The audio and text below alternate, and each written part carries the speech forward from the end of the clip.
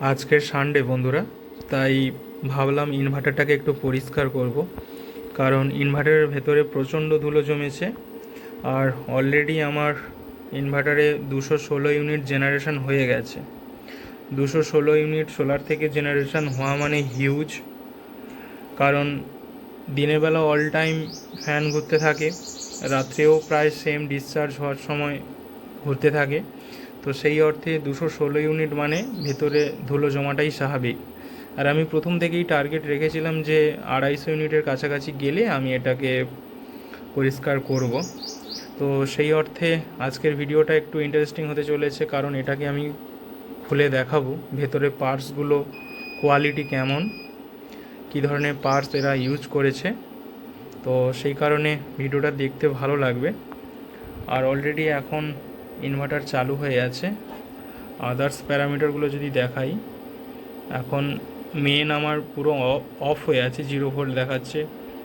তারপরে 13.7 volt charge উঠে গেছে ব্যাটারির, 25 অ্যাম্পিয়ারের চার্জ হচ্ছে এখন। 230 ভোল্ট আউটপুট দিচ্ছে ইনভার্টার থেকে। তারপরে 5% মতো লোড আছে, আর প্যানেল থেকে 45 ভোল্ট বেরোচ্ছে, 11 অ্যাম্পিয়ার মতো আসছে। আর এবারে বলি, যখন আপনারা ইনভার্টারকে ডিসকানেক্ট করবেন তার একটা রুলস আছে যে আপনারা হুট করে ব্যাটারিকে খুলে দেবেন না। কারণ যদি আপনারা হুট করে ব্যাটারিকে খুলে দেন তাহলে কিন্তু এর যে মাইক্রো কন্ট্রোলার আছে সেটা কিন্তু পাওয়ার ডিসকানেক্ট হয়ে যাবে। সোলার দেওয়া থাকলেও সোলার থেকে কিন্তু মাইক্রো কন্ট্রোলার পাওয়ার নেয় না। তো সেই অর্থে মাইক্রো কন্ট্রোলার হঠাৎ করে বন্ধ হয়ে যাবে, এদিকে সোলারের পাওয়ার দেওয়া থাকবে, সুতরাং ভেতরের যে মসফেট কিংবা আদার্স যে সেন্সিটিভ পার্টসগুলো আছে সেগুলো উড়ে যাওয়ার সম্ভাবনা আছে। তো সেই কারণে প্রপার রুলস আমি বলবো, আগে ইনভার্টারকে অফ করুন। এটাকে প্রেস করলে অফ হয়ে গেল। তারপরে আপনারা ব্যাটারি টার্মিনালকে খোলার আগে আপনারা অবশ্যই সোলারের যে কানেকশান আছে, এসপিভি কানেকশান প্যানেলের, সেটার এমসিবি আপনারা ডাইরেক্ট অফ করে দিন। তারপরে এই যে টার্মিনালটা আছে এটাকে খুলে দেন, তারপরে ব্যাটারির টার্মিনাল খুলুন। তো তাতে করে সেফ থাকবে। আর উল্টো প্রসেস করতে হবে লাগানোর সময়, মানে প্রথমে আপনাকে ব্যাটারিকে লাগাতে হবে, তারপরে সোলার, তারপরে আপনারা অন করুন সিস্টেমকে। তো এটা খেয়াল করে অবশ্যই করতে হবে। আর আরও একটা গুরুত্বপূর্ণ জিনিস, ব্যাটারির টার্মিনালকে যখন আপনারা খুলতে যাবেন তখন অবশ্যইভাবে দুটো রেঞ্জ ব্যবহার করুন সেম, কারণ একদিকে সাপোর্ট রেখে আরেক দিকে খোলার চেষ্টা করুন। কারণ কি, এই টার্মিনাল কিন্তু খুবই টাইট দিয়ে লাগানো থাকে। তো আপনারা যদি সিঙ্গেল একটা রেঞ্জ দিয়ে খোলার চেষ্টা করেন তাহলে কিন্তু এই টার্মিনাল গোড়া থেকে ভেঙে যাওয়ার সম্ভাবনা প্রবল, কারণ পুরো প্রেশারটাই কিন্তু এই টার্মিনালের উপরে এসে পড়বে। আপনারা যখন এইভাবে খুলবেন বা লাগাবেন তখন কিন্তু পুরো প্রেশারটাই কিন্তু এর উপরে এসে পড়বে, তো খুব সম্ভাবনা ভেঙে যাওয়ার। তো সেই অর্থে আপনারা দুটো সেম রেঞ্জ, না হলে একদিকে প্লাস আর একদিকে রেঞ্জ ব্যবহার করে এটাকে খুলতে হবে। লাগানোর সময়ও সেম।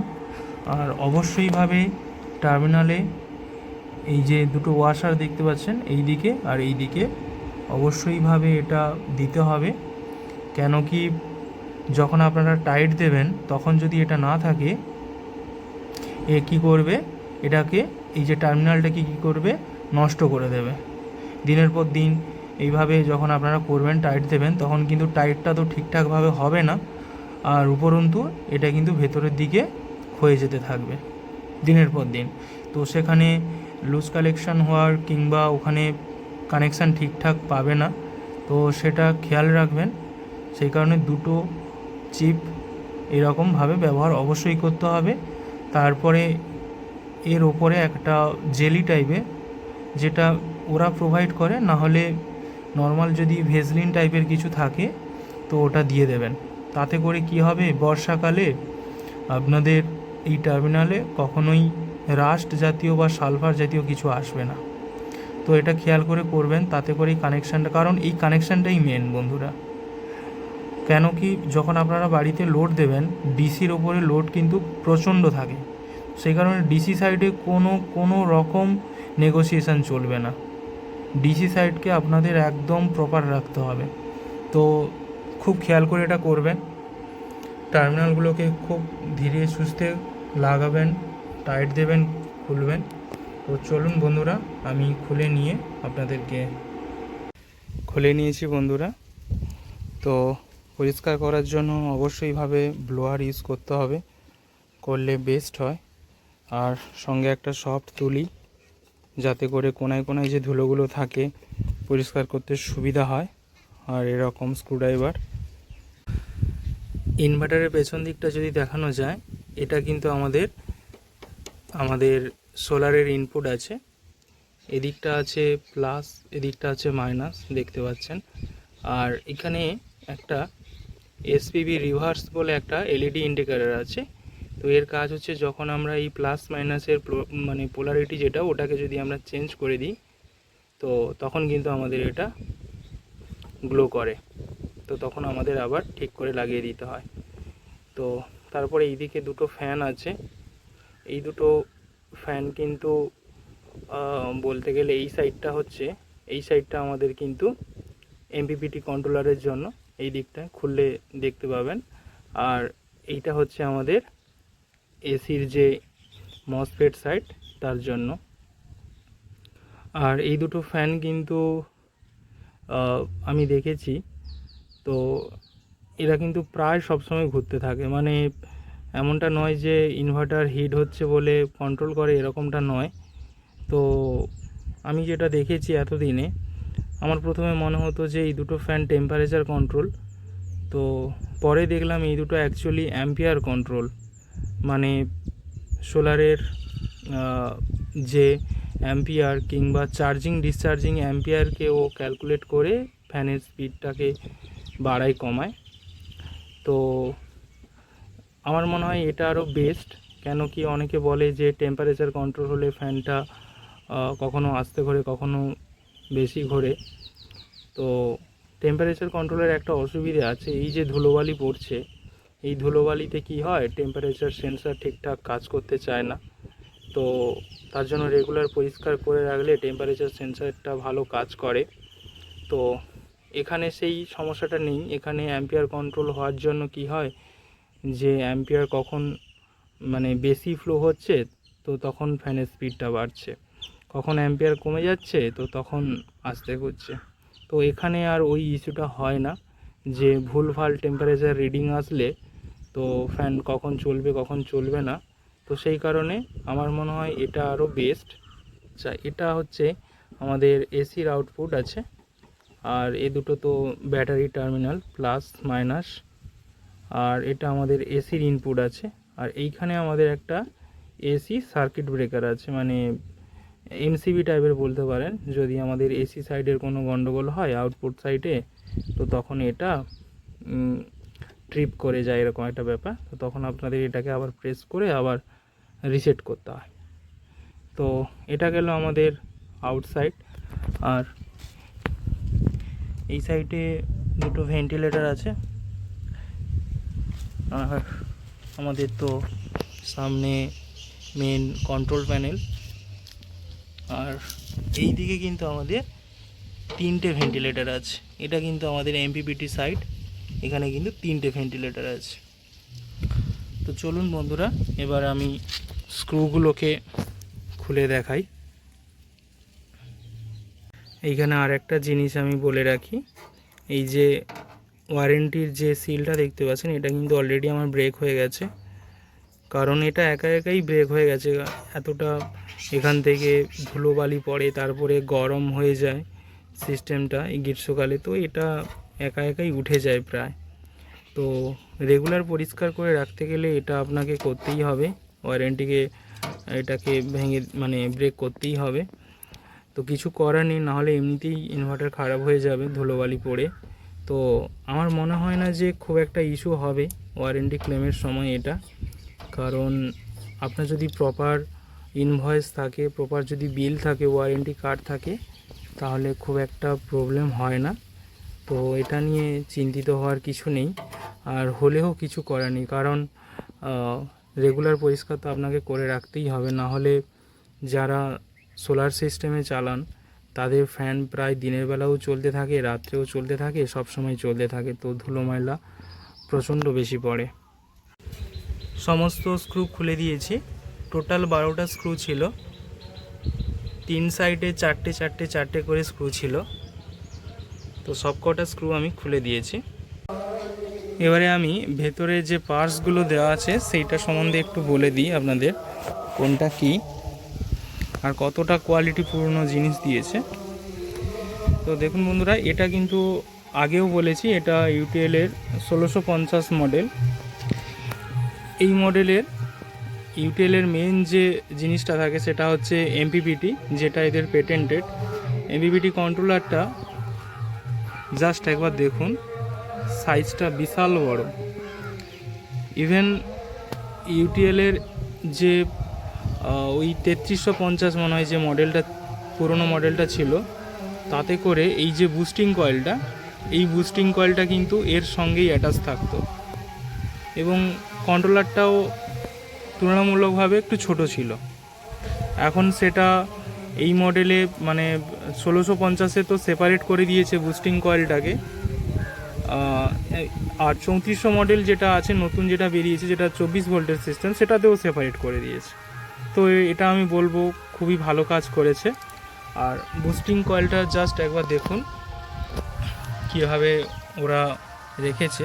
দুটো কয়েল কিন্তু, এই যে দুটো কয়েল কিন্তু ওপর নিচে লাগানো আছে, আর একটা বড় নাট বোল্ট দিয়ে আটকে দেওয়া আছে, আর সমস্ত ওয়্যার কানেকশানগুলো সেপারেটভাবে নিয়ে গেছে। আর এখানে আমাদের এই যে এমপিপিটি কন্ট্রোলারের হিটসিং, এটা এখানে আমাদের মসফেটগুলোতে প্রচণ্ড ধুলো পড়েছে। আর এটা আমাদের রিলে আছে, এমপিপিটি রিলে। তো এমপিপিটি কন্ট্রোলারটা জাস্ট অসাম।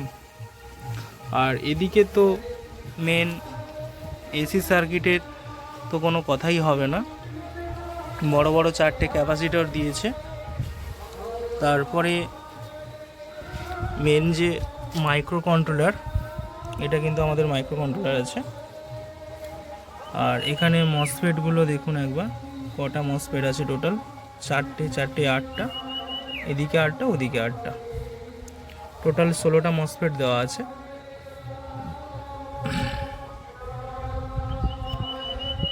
আর যাই হোক, পিসিবির কোয়ালিটি কিন্তু দারুণ।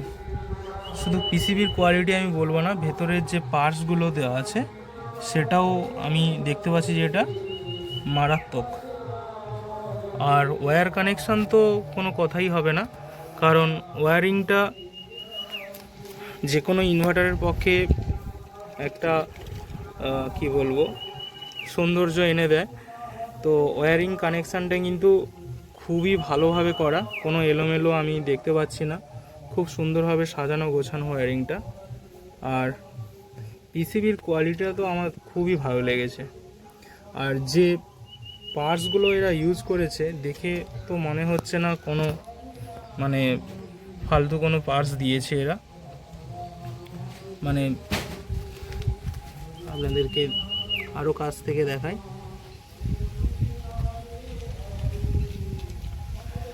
এমপিপিটি কন্ট্রোলারটা কিন্তু সত্যিই ভালো করেছে, সত্যিই ভালো করেছে।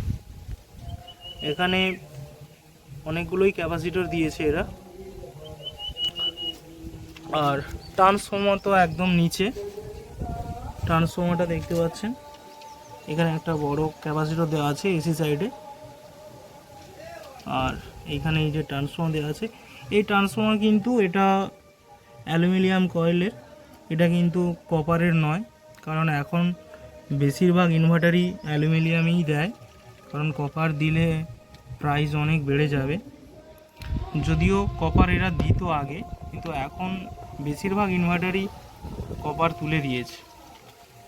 কপার থাকলে কি হয় বন্ধুরা, এফিসিয়েন্সিটা একটু ভালো আসে, মানে আপনারা ব্যাটারি থেকে যে ওয়াটটা ইনপুট নেবেন প্রায় সেম ওয়াটই আপনারা আউটপুটে পাবেন।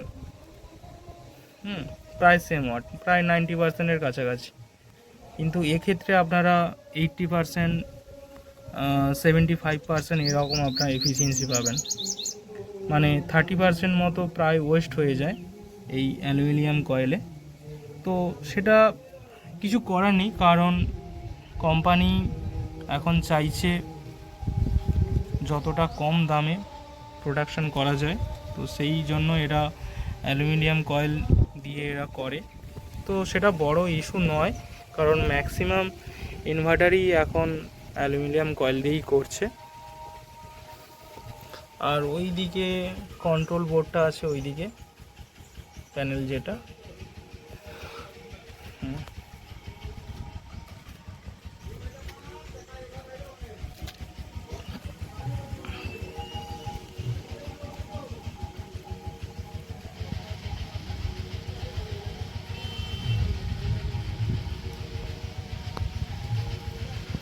তো এবারে আমি একটু ব্লোয়ার দিয়ে পরিষ্কার করব, পরিষ্কার করার পরে আপনাদের দেখাচ্ছি।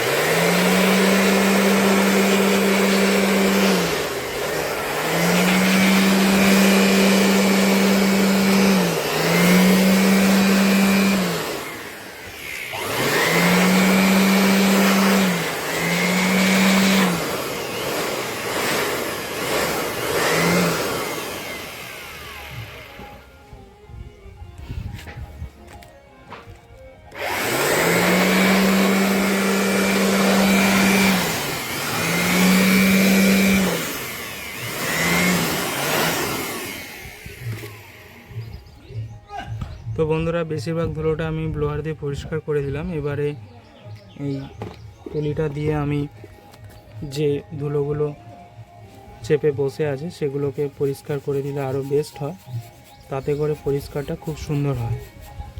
তো এইভাবে এই যে দেখুন, এই যে ধুলোগুলো, এগুলো কিন্তু কাপড় দিয়ে মুছলেও হবে না, এগুলোকে আপনাকে তুলি দিয়েই করতে হবে। একদম পরিষ্কার করে ফেলেছি, একদম ক্লিন হয়ে গেছে। এখন সার্কিটগুলো জাস্ট দেখুন, পিসিবির কোয়ালিটি, প্রত্যেকটা পার্টস